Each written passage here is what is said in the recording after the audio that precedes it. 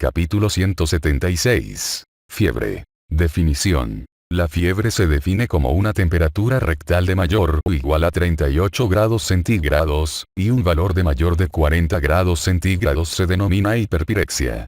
La temperatura corporal fluctúa dentro de una gama normal definida, 36,6 grados centígrados a 37,9 grados centígrados en recto, de modo que el punto más alto se alcanza al comienzo del anochecer y el más bajo por la mañana. Cualquier aumento anormal en la temperatura corporal debe considerarse un síntoma de una afección subyacente. Patogenia. La temperatura corporal está regulada por neuronas termosensibles localizadas en el hipotálamo preóptico o anterior que responden a cambios en la temperatura de la sangre, así como por receptores del frío y el calor localizados en la piel y los músculos. Las respuestas termorreguladoras comprenden la redistribución de sangre hacia o desde los lechos vasculares cutáneos, el aumento o disminución de la sudoración, la regulación del volumen del líquido extracelular, por la vía de la arginina vasopresina, y respuestas conductuales, como la búsqueda de temperaturas ambientales más cálidas o más frescas. 3 mecanismos diferentes pueden producir fiebre. Pirógenos, producción de calor que supera a la pérdida y pérdida de calor defectuosa. El primer mecanismo implica la presencia de pirógenos endógenos y exógenos que aumentan el punto de ajuste hipotalámico de la temperatura.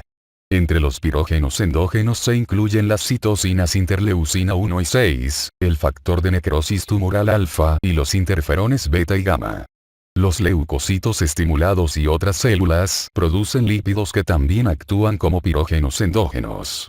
El mediador lipídico mejor estudiado es la prostaglandina 2, que se une a los receptores de prostaglandinas del hipotálamo para producir el nuevo punto de ajuste de la temperatura. Junto con las enfermedades infecciosas y los fármacos, las enfermedades malignas e inflamatorias pueden producir fiebre por la producción de pirógenos endógenos. Algunas sustancias producidas en el interior del cuerpo no son pirógenos, pero son capaces de estimular los pirógenos endógenos.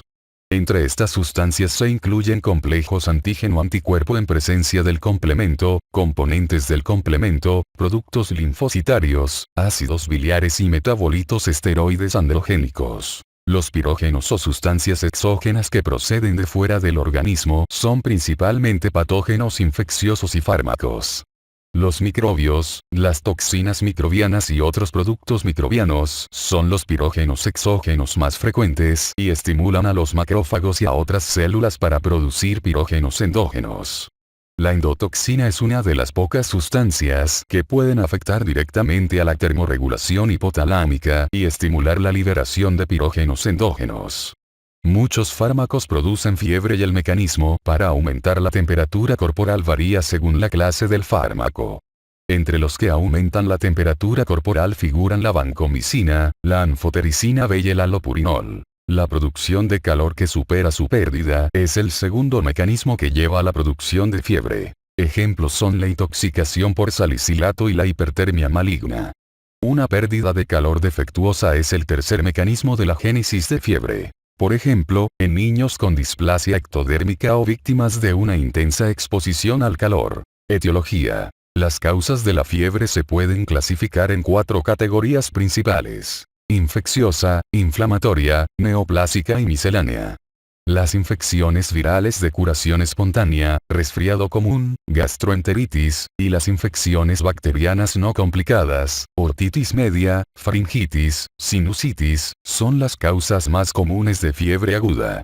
La temperatura corporal rara vez se eleva por encima de niveles potencialmente letales, 42 grados centígrados, en los niños neurológicamente intactos a menos que haya unas condiciones medioambientales hipertérmicas extremas u otras circunstancias atenuantes, como una hipertermia maligna subyacente o una tirotoxicosis. El patrón febril puede proporcionar indicios sobre la etiología subyacente.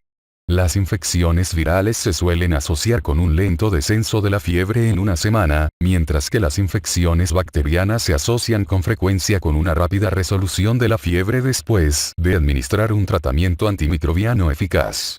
Aunque la administración de agentes antimicrobianos puede dar lugar a una rápida eliminación de bacterias, si el daño tisular ha sido amplio, la respuesta inflamatoria y la fiebre pueden continuar durante días después de que todos los microbios hayan sido erradicados. La fiebre intermitente es un ritmo circadiano exagerado que incluye un periodo de temperatura normal la mayoría de los días. Las fluctuaciones extremadamente amplias se denominan fiebre séptica o éctica. La fiebre sostenida es persistente y no varía más de 0,5 grados centígrados al día. La fiebre remitente es persistente y varía más de 0,5 grados centígrados al día. La fiebre recurrente se caracteriza por periodos febriles separados por intervalos de temperatura normal. La fiebre terciana se produce en el primer y en el tercer día, por ejemplo, la malaria causada por Plasmodium vivax, y la fiebre cuartana se produce en el primer y en el cuarto día, por ejemplo, la malaria causada por Plasmodium malariae. Se deben diferenciar las patologías caracterizadas por fiebre recurrente, tabla 176, 1, de las enfermedades infecciosas que tienden a recurrir. La fiebre bifásica indica una sola enfermedad con dos periodos distintos de fiebre, patrón de joroba de camello. El ejemplo clásico es la poliomielitis. El curso bifásico también es característico de otras infecciones por enterovirus, leptospirosis, dengue, fiebre amarilla, fiebre por garrapatas de Colorado, fiebre por mordedura de rata, Spiridium minus, y fiebres hemorrágicas africanas, Marburg, ébola, Lassa.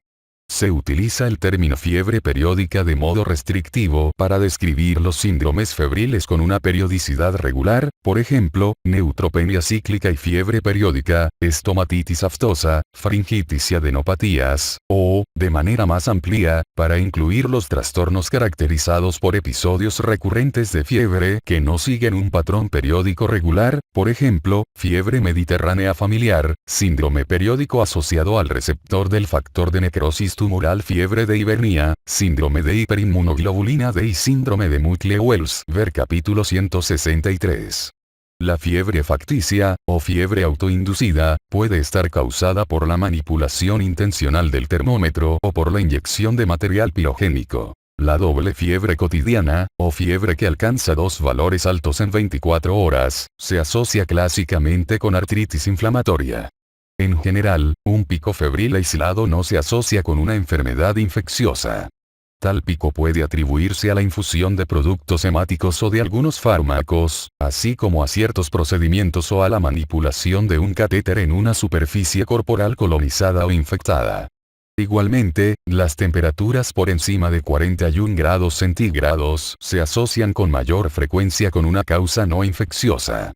Entre las causas de temperaturas muy altas, mayor de 41 grados centígrados, se encuentran la fiebre central, consecuencia de disfunción del sistema nervioso central que afecta al hipotálamo, la hipertermia maligna, el síndrome neuroléptico maligno, la fiebre medicamentosa o el golpe de calor. Las temperaturas menores de lo normal, menor de 36 grados centígrados, pueden asociarse con sepsis abrumadora, pero lo más frecuente es que lo hagan con exposición al frío, hipotiroidismo o un empleo excesivo de antipiréticos. Características clínicas. Las características clínicas de la fiebre pueden variar entre una ausencia absoluta de síntomas y un malestar extremo. Los niños pueden manifestar sentir calor o frío, mostrar rubefacción facial y tener escalofríos. El cansancio y la irritabilidad pueden ser manifiestos. Con frecuencia, los padres refieren que el niño parece enfermo o pálido y que ha perdido el apetito. La causa subyacente produce también síntomas acompañantes. Aunque las causas subyacentes pueden manifestarse en una variedad de modos clínicamente, hay algunas características predecibles. Por ejemplo, la fiebre con petequias en un paciente con mal aspecto indica una gran posibilidad de afecciones potencialmente mortales como meningococcemia, fiebre maculosa de las montañas rocosas o endocarditis bacteriana aguda. Los cambios en la frecuencia cardíaca, más frecuentemente taquicardia, acompañan a la fiebre. La frecuencia cardíaca aumenta normalmente en 10 latidos por min por 1 grado centígrados de elevación en la temperatura de los niños mayor de 2 meses de edad. Una taquicardia relativa, cuando la frecuencia de pulso es desproporcionadamente alta con respecto a la temperatura, suele deberse a enfermedades no infecciosas o infecciosas en las que una toxina es responsable de las manifestaciones clínicas. Una bradicardia relativa, disociación pulso-temperatura, cuando la frecuencia del pulso permanece baja en presencia de fiebre, puede acompañar a la fiebre tifoidea, la brucelosis, la leptospirosis o la fiebre medicamentosa.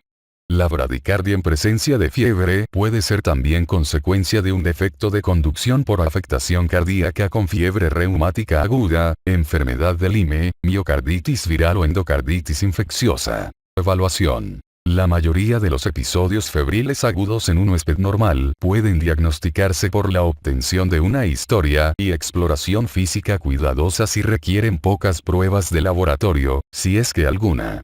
Dado que la infección es la causa más probable de la fiebre aguda, la evaluación debe centrarse inicialmente en el descubrimiento de una causa infecciosa subyacente, tabla 176, 2. Los detalles de la historia deben incluir el comienzo y el patrón de la fiebre y de cualquier signo o síntoma acompañantes. Con frecuencia, el paciente exhibe signos o síntomas que aportan indicios en cuanto a la causa de la fiebre. Deben anotarse las exposiciones a otras personas enfermas en el domicilio, la guardería y la escuela, junto con cualquier viaje reciente o medicamentos. La historia médica pasada debe incluir información sobre deficiencias inmunitarias subyacentes u otras enfermedades importantes y recepción de vacunas en la infancia. La exploración física debe comenzar con una evaluación completa de los signos vitales y debe incluir la pulsioximetría, porque la hipoxia puede indicar infección respiratoria inferior. En el niño febril agudo, la exploración física debe centrarse en cualquier síntoma localizado, pero se recomienda un cribado de la cabeza a los pies. Por ejemplo, se puede descubrir la presencia de lesiones en las palmas de las manos o en las plantas de los pies por una exploración cutánea minuciosa, y estas lesiones aportan indicios de infección por virus Coxsackie. Si la fiebre tiene una causa manifiesta, puede no requerirse la evaluación de laboratorio y el tratamiento se ajusta a la causa subyacente con una reevaluación según las necesidades. Si la causa de la fiebre no es manifiesta, se deberá considerar la realización de nuevas pruebas diagnósticas según el caso. La historia de la presentación y unos hallazgos anormales en la exploración física guían la evaluación. Los niños con síntomas respiratorios e hipoxia pueden requerir una radiografía de tórax y una prueba antigénica rápida para el virus respiratorio sincitial o el virus de la gripe. El niño con faringitis puede beneficiarse de una prueba de detección antigénica rápida para Streptococcus del grupo A y un cultivo faríngeo. La presencia de disuria, dolor de espalda o antecedentes de reflujo vésico-ureteral debe motivar un análisis de orina y un urocultivo, y la diarrea sanguinolenta debe motivar un coprocultivo. Se debe considerar un hemograma completo y un hemocultivo en un niño con aspecto de enfermo, junto con estudios del líquido cefalorraquídeo si tiene rigidez de nuca o si se considera la posibilidad de meningitis. Los grupos de alto riesgo bien definidos requieren una evaluación más amplia según la edad, la enfermedad acompañante o el estado de inmunodeficiencia y podrían justificar un tratamiento antimicrobiano rápido antes de que se identifique un patógeno. En el capítulo 177 se comentan las evaluaciones de los lactantes menores de 3 meses de edad y los niños con fiebres recurrentes. Tratamiento. Aunque el temor a la fiebre es una preocupación de los padres común, se carece de datos que apoyen la creencia de que una fiebre alta puede provocar daño cerebral u otro peligro corporal, excepto en raros casos de estado epiléptico febril y golpe de calor. En un niño por lo demás sano no es necesario tratar la fiebre en las enfermedades de curación espontánea por la sola razón de devolver la temperatura normal al cuerpo. La mayor parte de los datos sugieren que la fiebre es una respuesta de adaptación y solo debe tratarse en circunstancias seleccionadas. En los seres humanos, unas temperaturas altas se asocian con una disminución de la replicación microbiana y un aumento de la respuesta inflamatoria. Aunque la fiebre puede tener efectos beneficiosos, aumenta también el consumo de oxígeno, la producción de dióxido de carbono y el gasto cardíaco, y puede exacerbar una insuficiencia cardíaca en pacientes con cardiopatía o anemia crónica, por ejemplo, drepanocitosis, una insuficiencia pulmonar en pacientes con enfermedad pulmonar crónica y una inestabilidad metabólica en pacientes con diabetes mellitus o errores innatos del metabolismo. Los niños de edades comprendidas entre 6 meses y 5 años están en situación de mayor riesgo de accesos convulsivos febriles simples.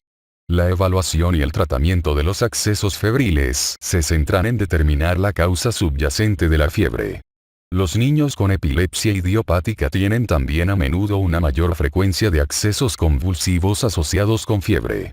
Una fiebre elevada durante el embarazo puede ser teratogénica. Una fiebre con temperaturas inferiores a 39 grados centígrados en niños sanos no requiere por lo general tratamiento. Sin embargo, a medida que aumentan las temperaturas, los pacientes tienden a sentirse más incómodos, y el tratamiento de la fiebre resulta entonces razonable. Si se incluye a un niño dentro de los grupos de alto riesgo o si el cuidador del niño se siente preocupado porque la fiebre afecte de modo adverso a la conducta del niño y cause molestias, puede administrarse tratamiento para acelerar la resolución de la fiebre. Aparte de proporcionar un alivio sintomático, el tratamiento con antipiréticos no cambia el curso de las enfermedades infecciosas. Instar a una buena hidratación es el primer paso para la sustitución de los líquidos que se pierden en relación con las mayores demandas metabólicas de la fiebre.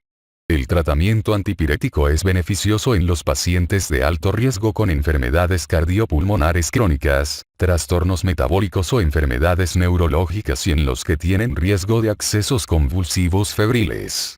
La hiperpirexia, mayor de 41 grados centígrados, indica una mayor probabilidad de trastornos hipotalámicos o de hemorragia en el sistema nervioso central y debe tratarse con antipiréticos. Algunos estudios demuestran que la hiperpirexia puede asociarse con un riesgo significativamente mayor de infección bacteriana grave, pero otros estudios no han confirmado esta relación. El paracetamol en dosis de 10 a 15 miligramos por kilo por dosis cada 4 horas y el ibuprofeno en niños mayores de 6 meses en dosis de 5 a 10 miligramos por kilo por dosis cada 8 horas son los antipiréticos utilizados con mayor frecuencia. Los antipiréticos reducen la fiebre al disminuir la producción de prostaglandinas. Si se utilizan correctamente, los antipiréticos son seguros. Los efectos adversos pueden ser daño hepático, paracetamol, y trastornos gastrointestinales o renales, ibuprofeno.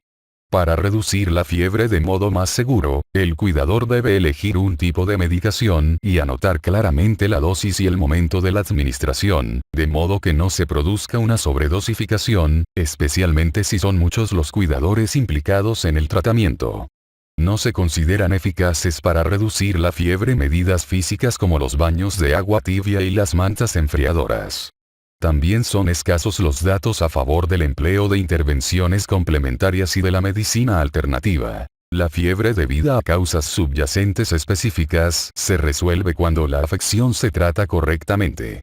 Entre los ejemplos figuran la administración de inmunoglobulina intravenosa para tratar la enfermedad de Kawasaki o la administración de antibióticos en las infecciones bacterianas.